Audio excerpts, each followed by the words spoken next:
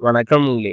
வாங்க இன்னைக்கு ஒரு அருமையான இன்ஃபர்மேஷன் பத்தி இந்த வீடியோல பார்க்கலாம். இன்னைக்கு எத பத்தி பார்க்க போறோம்னா, தமிழக அரசின் மேட்டூர் அணை அரசு மீன்பண்ணை மீன்வள ஆய்வாளர் அலுவலகத்திலிருந்து மீன்வள உதவியாளர் பணியிடங்களுக்கான நோட்டிஃபிகேஷன் குடுக்குறாங்க.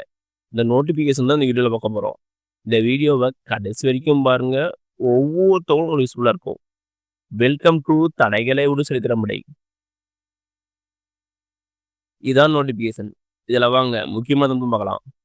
சேலம் மாவட்டம் மேட்டூர் அணை மீன்வள மற்றும் மீனவர் நலத்துறை உதவி இயக்குனர் அலுவலக கட்டுப்பாட்டில் உள்ள மேட்டூர் அணை அரசு மீன்பண்ணை மீன்வள ஆய்வாளர் அலுவலகத்தில் இந்த வேகன்சி இருக்குது. இது எதுக்கான வேகன்சினா மீன்வள உதவியாளர் வேகன்சி. டோட்டலா எத்தனை வேகன்சி இருக்குன்னா 8 வேகன்சி இருக்குது. இது வந்து இனச்சுற்ற முறையில் நிரப்பவும் செய்யறாங்க. அடுத்து வாங்க இதுக்கு எலிஜிபிலிட்டி தகுதிகள் பலவாங்க. இப்பணியிடத்திற்கு வந்து தமிழில் எழுத படிக்க மற்றும் பேச தெரிஞ்சிருக்க வேண்டும். நீந்துதல், மீன் பிடித்தல், மீன் வலை பின்னுதல், பரிசல் ஓட்டுதல், தீச்சு வலை வீசுதல் மற்றும் பழுதடைந்த வலைகளை சரி செய்தல் ஆகிய தகுதிகள் பெற்றுக்க வேண்டும் செய்கிறாங்க. அடுத்து என்ன சொல்லணும்னா மீன்வளத்துறையின் கீழ் உள்ள ஏதேனும் ஒரு மீனவர் பயிற்சி நிலையங்களில் பயிற்சி பெற்று சான்றிதழ் பெற்றவருக்கு இதுக்கு முன்னுரிமை செய்கிறாங்க. இதுதான் இதுக்கு தகுதிகள். அடுத்து வாங்க என்ன சொல்லி மாதிரி பார்க்கலாம். டோட்டலா வந்து 8 வேகன்சில 2 பணியிடம் வந்து ஆதிராவிடர் இருபாலரும் அப்ளை பண்ணலாம். முன்னுரிமை அற்றவர்களுக்கு. அடுத்தது 3வது வேகன்சி வந்து ஒரு பணியிடம் வந்து மிகவும் பிற்படுத்தப்பட்டோர் மற்றும் சீர்படுமையினர் முன்னுரிமை அற்றவர் இதுக்கு இருபாலர் அப்ளை பண்ணலாம். அடுத்து 4வது காலி பணியிடம் வந்து ஒரு பணியிடம் வந்து மிகவும் பிற்படுத்தப்பட்டோர் மற்றும் சீர்படுமையினர் முன்னுரிமை அற்றவர் பெண் அப்ளை பண்ணலாம். அதுக்கு வந்து தமிழ் வழி கல்வி கற்றமைகள் சான்றிதழ் சொல்லிக்கிறாங்க. அடுத்தது 5வது காலிப்பணியிடம் வந்து ஒரு பணியிடம் வந்து பிற்படுத்தப்பட்டோர் பெண் வந்து அப்ளை பண்ணலாம். இதுக்கு முன்னுரிமை அற்றவர் தமிழ் கல்வி கற்றமைக்கான சான்றிதழ் செய்கிறாங்க. அடுத்து 6வது கல்வியில் வந்து ஒரு பணியிடம் வந்து பிற்படுத்தப்பட்டோர் இருபாலரும் அப்ளை பண்ணலாம். இதுக்கு முன்னுரிமை பெற்றவர் ஆதரவற்ற வந்து இதுக்கு முன்னுரிமை பெற்றவர்.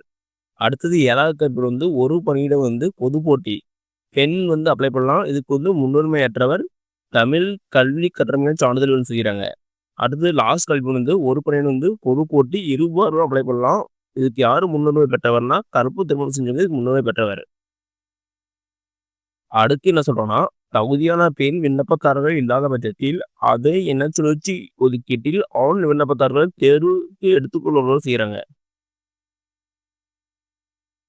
இதுக்கு வந்து சேலரி எவ்வளவு கிடைக்குன்னா உங்களுக்கு ஸ்டார்டிங் சேலரி 15,900 கிடைக்கும். உங்களுடைய ஏஜ் லிமிட் என்னன்னா 1/7/2025 என்று ஆதிராவிடர் 37 வயசுக்குள்ள இருக்கணும். பிற்படுத்தப்பட்டோர் மிக பிற்படுத்தப்பட்டோர் அதாவது 34 வயசுக்குள்ளேயோ இதர வகுப்பினர் 32 வயசுக்குள்ளேயும் செய்யறாங்க. அப்ளை பண்றதுக்கு என்னென்ன டாக்குமெண்ட் வேணும்னா விண்ணப்பதாரர் கல்விச் சான்றிதழ், குடும்ப அட்டை நகல், ஆதார் அட்டை நகல், வயது நிறுவன சான்றிதழ் நகல், சாதி சான்று நகல் மற்றும் அந்த பாஸ்போர்ட் சைஸ் போட்டோ இதெல்லாம் வந்து அப்ளை பண்ணுறதுக்கு இந்த டாக்குமெண்ட்லாம் வேணும். எங்கே அப்ளை பண்ணால் இந்த அட்ரஸ் கொடுத்துறாங்க பாருங்க. இந்த அட்ரஸ்க்கு வந்து நீங்கள் அப்ளை பண்ணணும். ஏதாவது டவுட்னா அந்த ஃபோன் நம்பர் கால் பண்ணி கேட்டுக்காங்க. அப்ளை பண்ணுறது லாஸ்ட் டேட் எப்படின்னா 31/10/2025 பிற்பகல் 4 மணிக்குள்ளே வந்து நீங்கள் வந்து அப்ளை பண்ணியிருக்கணும். அடுத்து என்ன சொல்கிறாங்கன்னா ஏதாவது டவுட்னா இந்த ஃபோன் நம்பர் கால் பண்ணி கேட்டுக்காங்க. மேலும் விவரங்களுக்கு இந்த வெப்சைட்டில் போய் நீங்கள் பார்த்துக்கலாம்.